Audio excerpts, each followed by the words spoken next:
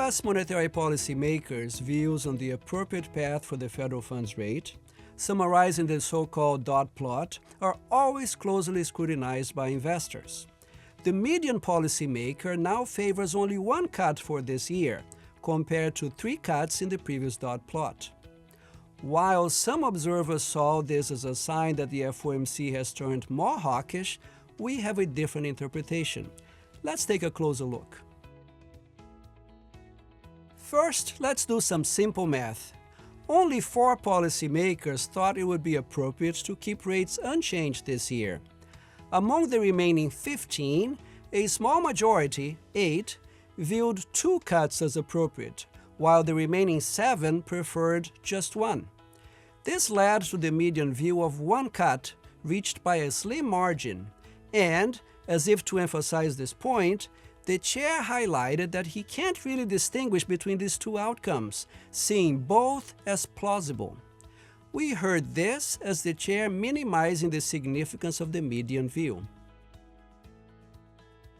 Chair Powell described FOMC participants' inflation projections as fairly conservative, which we understood as him downplaying the magnitude of the upward revisions to the projections for this year and next. In this context, conservative means that the forecasts were too high, suggested that they are especially subject to downside risks. Given that the outlook for rates is closely tied to that for inflation, we believe the median dot for this year is also too high, suggesting that 2 rate cuts are more likely than 1 this year. We also see a reasonable chance that some of the projections were already somewhat stale.